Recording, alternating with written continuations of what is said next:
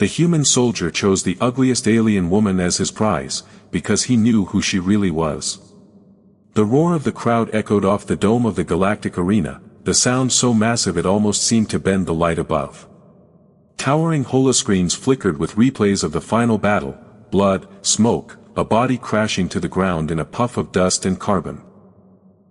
At the center of the chaos stood Captain Marcus Rowe, breathing hard, helmet tucked under one arm, uniform slashed and singed but still somehow charmingly defiant in the way that only Earth's military fashion could manage. His face was lit by the blaze of attention, but his eyes were somewhere else entirely. Above him, the Archon of the games called his name with the kind of overemphasized flair that usually preceded bad decisions. Champion of Earth. The honor is yours. Choose your prize from the survivors of the arena. The surviving gladiators were already being lined up, stumbling into formation with what dignity they could muster after hours of televised violence. Most were bred for the games, engineered for aesthetics, survival, and the occasional scripted drama. Limbs shimmered with augmented metal. Skin tones ranged from the exotic to the entirely fictional. Most of them bled gold or violet. And then there was her. Nara stood at the far end of the line, slouched, silent, and pointedly unimpressive. Her skin was mottled in strange patches of gray and copper. One arm was wrapped in scorched plating that looked like it had been salvaged from a crash site, while the other bore ancient tattoos half burned away. Her jawline was sharp, but scarred, and her ears, long, twitching slightly under the weight of the arena lights, were unmistakably alien. Not elegant. Not mysterious. Just, long. The audience murmured. Cameras drifted toward the more photogenic options. Marcus stepped forward. Slowly. Deliberately. He ignored the muscular blue-skinned warrior with glowing eyes. Ignored the sleek cyborg twin with synchronized breathing. Ignored the four-armed dancer from Sorella Prime who winked at him with all four of her eyes. He pointed at Nara. Her ears twitched. Gasps rippled through the arena like a slow glitch in reality. The Archon blinked twice, recalculated his tone, and leaned forward.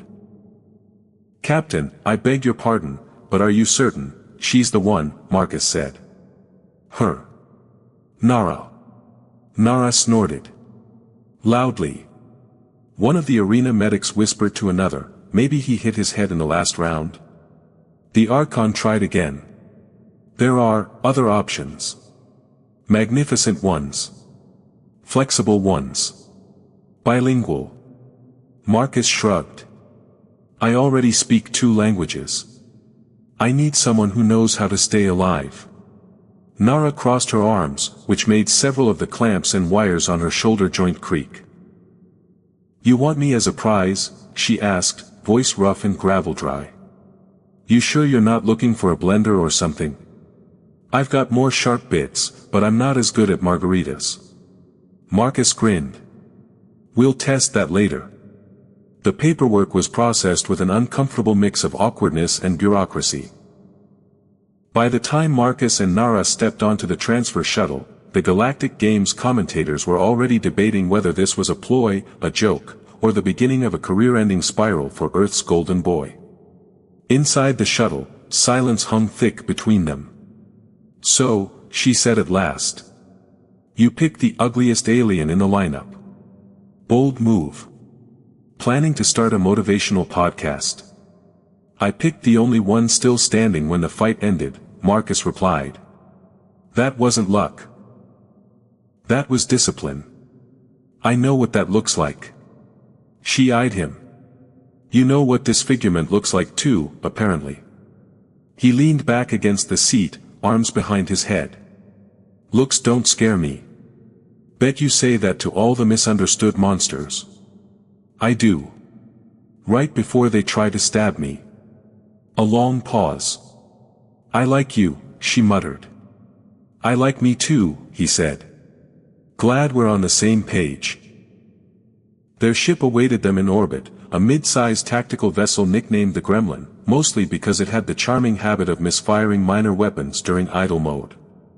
The AI was halfway sentient, mostly passive-aggressive, and had a fondness for pre-collapse soap operas. As they stepped aboard, the voice of the AI chimed in. "Captain, welcome back. I see you've brought additional cargo." "This is Nara," Marcus said. "She's not cargo." "Oh good," the AI said. "I was hoping she'd have a name. That way I can log her death under something more personal." Nara raised an eyebrow. "Your ship always this cheery?" "Only before coffee," Marcus said, handing her a steaming cup. She sniffed it. "Smells like something a mining droid would vomit." "Tastes worse," he said. "Drink up." She sipped. Grimaced. Drank again. They set course for the edge of known space. Marcus didn't say where they were going. Nara didn't ask. The silence between them now was easier. In the quiet hum of the ship's engine, she finally spoke. "You really don't know who I am, do you?" "I have a guess," he said, not looking up from the navigation console. Her eyes narrowed. "And? I think you're not who you pretend to be. You think I'm secretly a supermodel?" "No," he said. "I think you're the last heir to the Serati Dominion." The air thickened. Even the AI went silent. She looked at him carefully, long ears twitching once more. "You always gamble this big?" He smiled. "Only when I know I'm right." She leaned back in the seat, staring out the window at the stars. "They're going to come for us," she said softly. "All of them." "Let them," Marcus replied. "I've got a scarred alien queen with a bad attitude and a better kill count than most mercenary fleets. I like my odds." She smirked. "You're going to regret this." "Probably. Soon. Definitely." But they were both smiling now. And out in the stars, something old had begun to stir. The gremlin coughed into life like an asthmatic bullfrog, engines vibrating with an enthusiasm that exceeded its structural integrity. Panels flickered. The artificial gravity wobbled for a second, causing Marcus's protein packet to pirouette gently across the cockpit before sticking to Nara's elbow. "I thought this was a military-grade vessel," she muttered, peeling the goop off her arm. "It is," Marcus said, slapping the dashboard until a diagnostics panel stopped blinking, critical. "It just has character. Like you. If I have as many broken wires as this ship, you might want to start sleeping in armor." "Tempting," he said. "But I find you slightly less hostile than a malfunctioning life support system." "Slightly." The gremlin cut through the deep orbit around Kirill, for a dismal gas giant whose only notable feature was a ring of retired weapons satellites now being used as an art installation. Marcus had no particular love for the place, but it was off-grid and crowded enough with junk to make tailing a ship a real headache. Nara stood at the forward viewport, arms folded, watching the stars drift past like something half-remembered. "So what now?" she asked. "You picked me, you gave me questionable coffee, and now we hide in orbit around a planet that smells like ionic sewage." Marcus adjusted a few settings, making sure the ship's passive sensors were soaking in as much background data as possible. "Now," he said, "we talk." She arched a brow. "About? Why you were in the games. Who put you there? And what exactly is going to try to kill us now that you're free? That's 3 questions. You're an overachiever. I figured you could multitask." She gave him a flat look, but her fingers drummed once against her arm's worn plating. "The games were a convenient prison. You don't get hunted if the whole galaxy thinks you're already owned. It's hard to assassinate someone when cameras are watching every round. So you let yourself get enslaved. I let myself disappear." Marcus leaned back in the pilot's chair, chewing the inside of his cheek. "That's a bold strategy." Nara smirked. "Well, hiding in the cargo bay of a spice freighter disguised as a ceremonial lamp didn't work." He blinked. "You disguised yourself as a lamp?" I only lit up once, she said defensively. And the incense was an accident. He laughed. Gods, you're serious. Nara tapped a small device on her belt. A holographic map blinked into view, partial, fractured, but with one section pulsing faintly in red. That's what I was after, she said. It's buried in the old network. Coordinates to a Cerati relay station. One of the original 12. The spires, Marcus said, recognition lighting his face. You think one's still functional? Not just functional, she said. I think it's calling me. The words hung there, heavier than they should have been. Marcus shifted, brow furrowing. That's impossible. The spires were decommissioned centuries ago. Even if one's intact, it wouldn't still be transmitting. Unless it wasn't transmitting to just anyone, she said quietly. Unless it was keyed to someone. Someone like me. A beat. Then the ship's AI spoke up. Oh, good. A haunted relic beaconing out to a royal fugitive with a taste for destruction. It's not like I needed therapy or anything. Quiet, Gremlin, Marcus said. I have a name, you know. Yeah. Gremlin. I hate you. Feelings mutual, Nara said. The coordinates led them into the Reaver Belt, a narrow cluster of derelict ship graveyards and rogue satellites. Pilots usually avoided it unless they had a death wish or a smuggling run. Marcus didn't have either, but curiosity had always been a fatal trait in his family. His uncle once got devoured by a sentient asteroid after trying to propose to it. Why this spire? He asked as they skimmed past a floating chunk of what had once been a luxury cruiser, now colonized by vacuum moss. Because, Nara said, eyes locked on the red pulse, this one belonged to my mother. He didn't answer. Didn't need to. The shift in her voice was enough.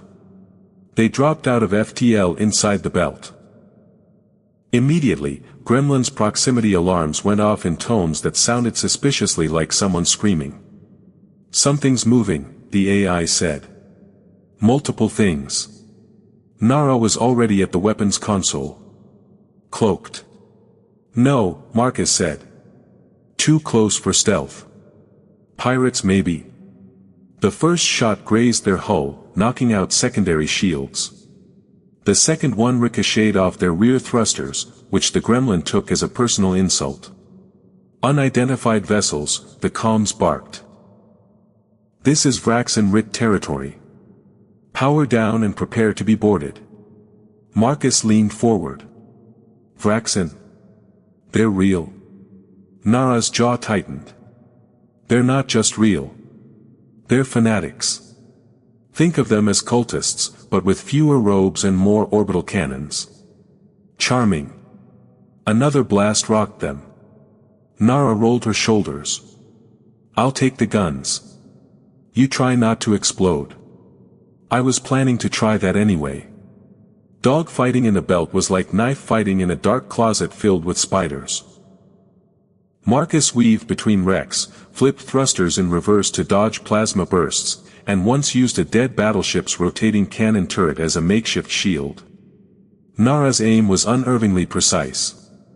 She took out two of the attackers with barely a twitch, then muttered, "Amateurs," under her breath.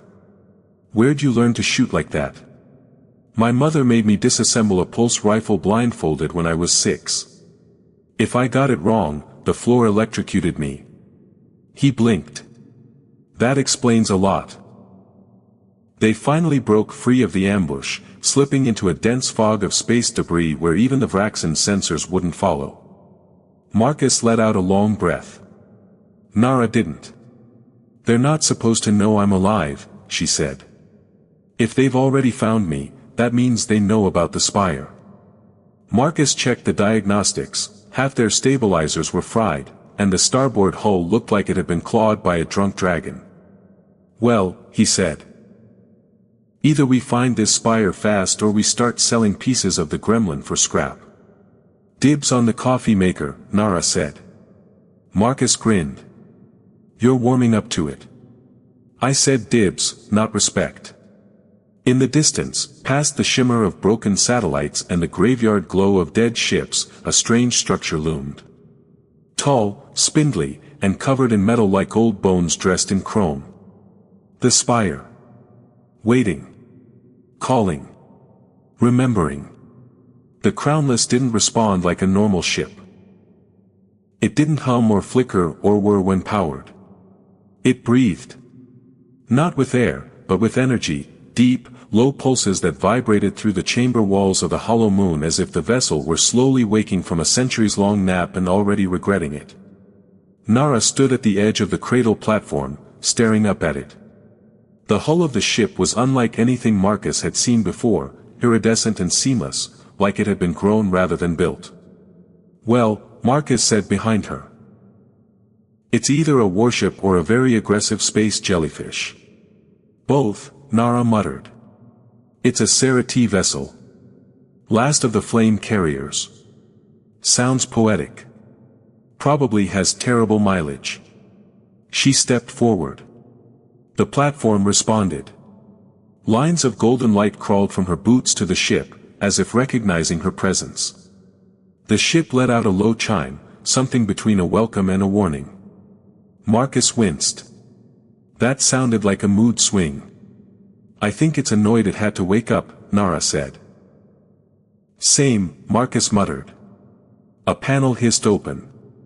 Inside was a chamber of flowing lights, floating glyphs, and a single control ring hovering in the center. It pulsed when Nara entered. Do I need a helmet? Marcus asked, peering in. No, but if the ship starts screaming your name, run. Good advice. Life motto, really. Nara approached the control ring and placed her hand on the inner circle. The reaction was instant. Lights flared, energy surged, and the chamber filled with the soft hum of 1,000 voices. The crownless spoke. Blood recognized. Command accepted. Memory restoration initiated. Marcus stepped back. Okay, so definitely more than a space jellyfish. The air shifted. Holograms burst into form around them. Fragments of scifi history, old wars, lost thrones, broken empires. Nara stood silent, eyes fixed on a flickering image of a grand palace floating above a crimson sun. That was your home? Marcus asked. Was, she replied. Before they burned it. The ship pulsed again. New data streamed into the chamber, coordinates, registry logs, archived messages. Marcus caught glimpses of ancient battle orders, coded alliances, and something labeled Protocol Pyre. Sounds cozy, he said. What is it? Nara frowned. A failsafe. If the Dominion ever fell, the Pyre would destroy all remaining scifi tech before the enemy could claim it. Why do you look like you're thinking of activating it? Because someone else already tried to. The ship began to lift. Not just from the cradle, into the air, into orbit. The controls had responded to Nara without question, as though the ship remembered her. The gremlin, following on autodock tether, sent a mildly panicked message. Please explain why we're now in formation with a flying myth. Also, I lost 2 spoons to gravitational flux. This is not a drill. Marcus ignored it. From orbit, they saw it, a fleet. Black ships, shaped like daggers, cloaked in distortion fields. The Vraxen Rit. Nara scowled. They followed us. Marcus cracked his knuckles. Time to test our new toy. The crownless responded before they could issue a command. Weapons unfurled, beautiful, silent, precise. Not missiles or lasers. Lances of directed energy curved in impossible arcs, finding targets with eerie grace. The first rich ship disintegrated before it could blink out of cloak. Okay, Marcus said. I'm officially impressed. Nara adjusted the controls. Don't get cocky. This ship remembers war. I don't think it remembers restraint. The battle was short, intense, and one-sided. The RIT fell back into slip space, leaving behind fragments and transmission bursts, warnings, threats, curses in languages long dead. The crownless dimmed. The AI spoke again. Coordinates for Pyre sites received. 2 active. 1 destabilizing. Destabilizing? Marcus asked. Means it's about to blow, Nara said. Marcus rubbed his temples. You and your family really know how to leave dramatic inheritances. Wait until you see the cursed crown vault. They plotted course to the nearest Pyre site, an asteroid base camouflaged in a plasma storm near the edge of the rift expanse. The ship sliced through space like it belonged there. Inside the crownless, the corridors shifted to accommodate their steps. Glyphs moved. Walls rearranged. Marcus stared at a hallway that used to be a lounge and was now a training arena. I think your ship's redecorating. It does that, Nara said.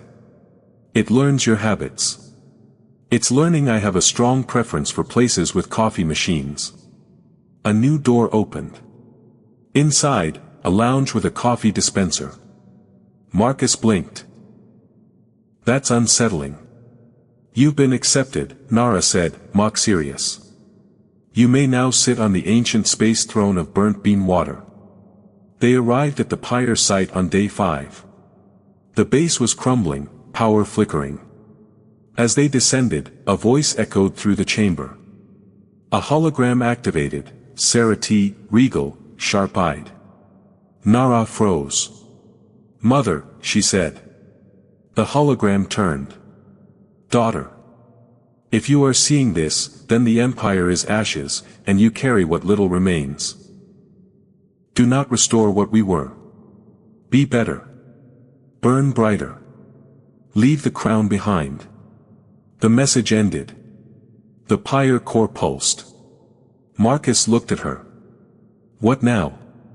Nara reached for the core. Now, she said, I decide if the past deserves to live again. The core waited. The crownless waited. Even the stars held their breath. The silence in the chamber wasn't natural. It had that deliberate kind of quiet, the kind that happened right before a circuit blew or someone admitted to pushing a big red button they shouldn't have. Marcus stood just behind Nara, watching her fingers hover over the Pyre core. Its surface shimmered with the sort of light that suggested touching it might grant you untold power, or disintegrate your bones one molecule at a time. Nara sighed. You ever get tired of being handed the fate of civilizations before breakfast? Marcus considered it. Only on Tuesdays. And days ending in Y. She pressed her palm to the core. It responded like it had been holding its breath, releasing a soft pulse that rolled outward in a slow shockwave of light. Holographic threads lit up across the ceiling, mapping star systems, dormant relay stations, and the few remaining Pyre sites scattered like dying embers across the galaxy. The crownless spoke. Protocol Pyre override initiated. Confirm restoration sequence or initiate terminal collapse. That's an optimistic pair of options, Marcus muttered. Nara hesitated. Her hand trembled. My mother didn't want it reborn. She wanted you to decide, Marcus said. And look at you. Touching ancient empire switches like a pro. I always imagined this moment would involve more ceremony, she said. Maybe a choir. Fancy robes. A cheese platter. I've got a ration bar shaped like cheddar. That's blasphemy. She laughed, but only for a second. Then she closed her eyes and whispered, Restore. The base came alive. Power surged through forgotten veins, machines wheezed back into function, and the crownless projected a wideband signal through slip space. Somewhere out there, ships stirred. Old ones. Ones with Sarah-T lineage codes and engines built on principles that made Terran scientists cry. Back aboard the crownless, things were not exactly calm. The ship, now fully online, decided to take initiative. It rerouted gravity, redesigned Marcus's quarters into a chamber full of plants that glowed faintly and whispered sleep advice, and replaced the ship's AI with a construct called ELAI, Elegant Logical Ancillary Intelligence. ELAI was serene, diplomatic, and had already begun criticizing Marcus's wardrobe. "I fail to understand the functionality of your captain's jacket," she said in the command deck.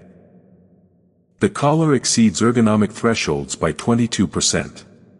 "It's called fashion," Marcus replied. "You'd know it if you had arms.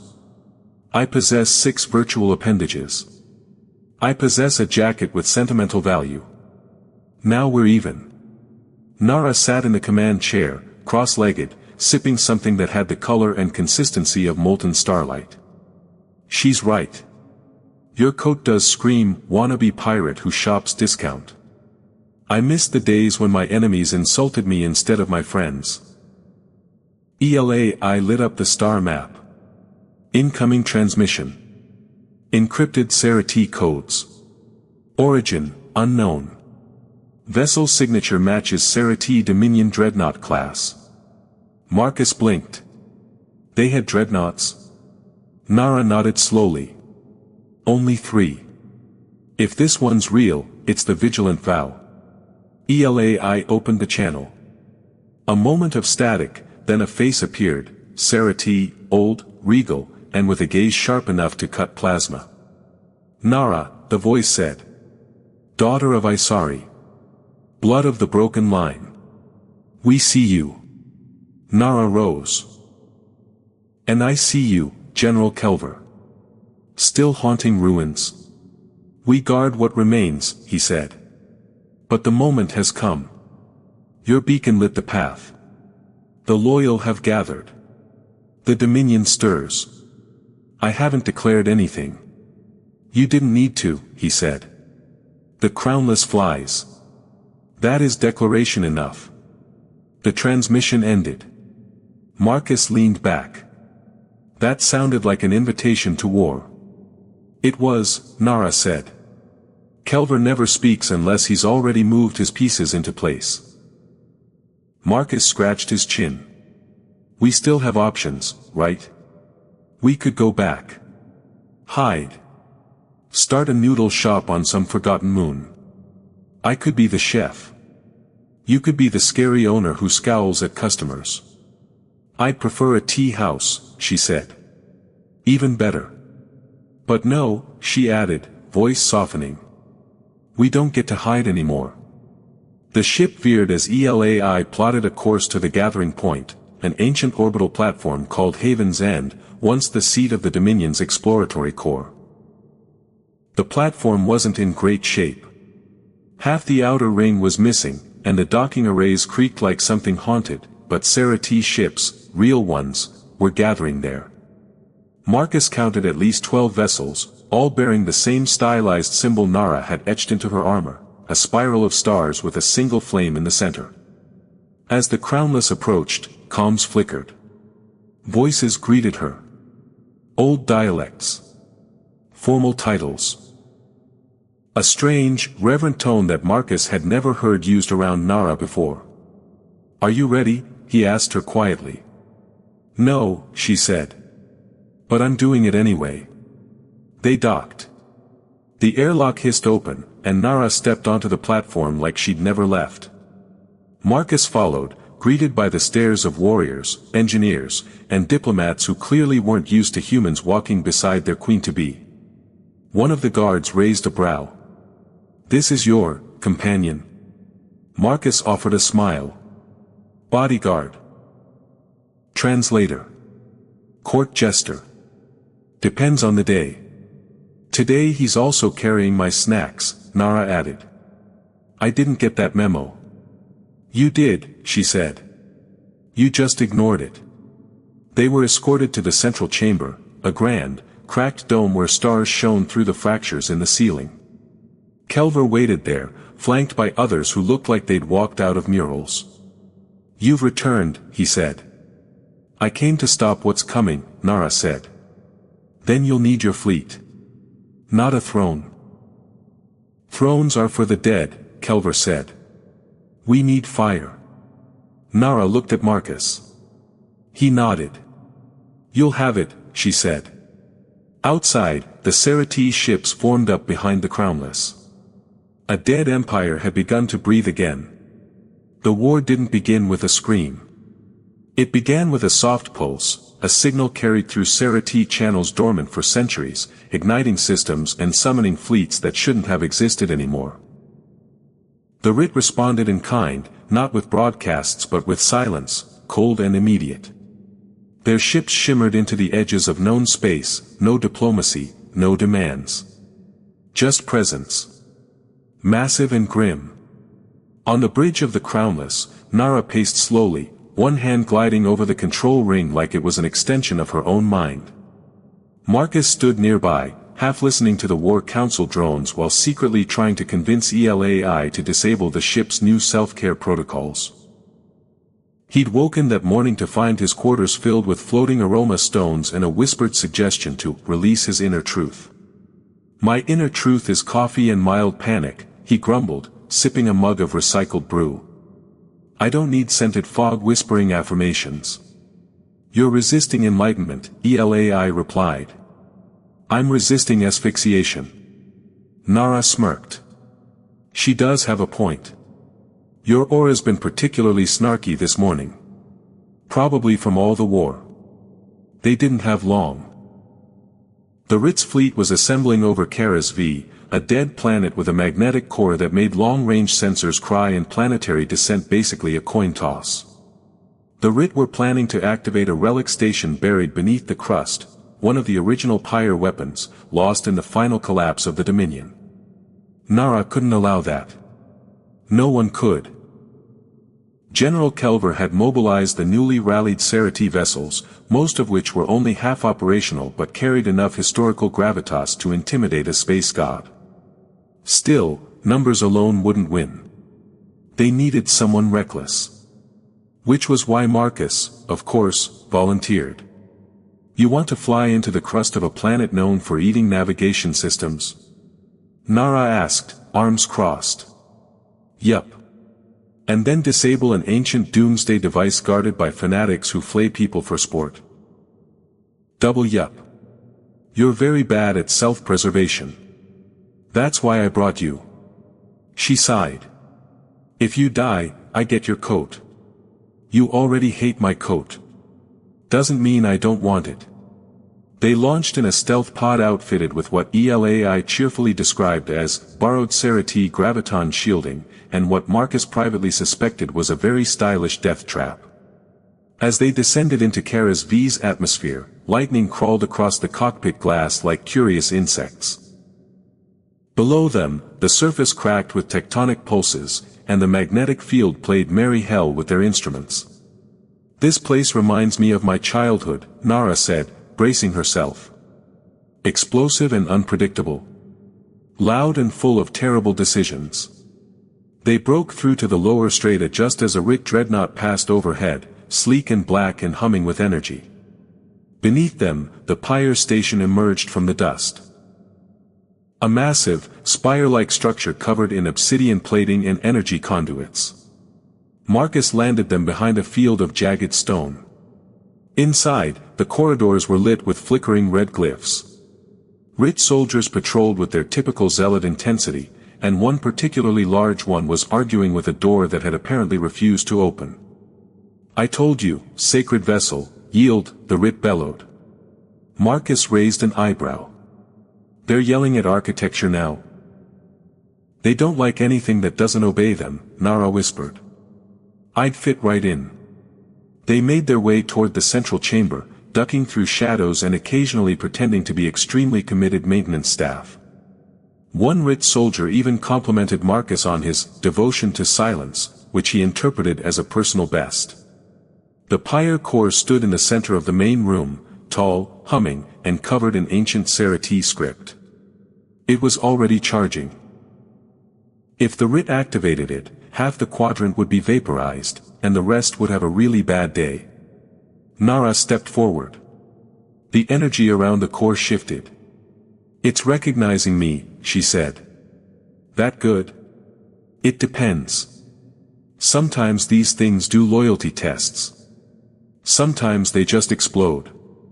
Marcus pointed at a nearby console. Well, that one says, "Choose wisely," in what looks like extremely aggressive cursive. From behind them, a RIT commander emerged. Scarred, tall, and holding a blade made of condensed dark matter. "You do not belong here," he growled. Nara turned, unbothered.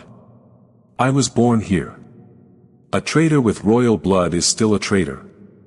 And a zealot with a knife is still someone who'll lose an arm in the next 12 seconds. The fight wasn't graceful. It was fast and brutal. Nara moved like the ship, elegant, decisive, with no wasted motion. Marcus backed her up, tossing an electro blade to her mid-swing and providing commentary that mostly involved yelling, "Left," or "Ow," until the RIT commander dropped, unconscious but still clutching his grudge. The pyre core pulsed again.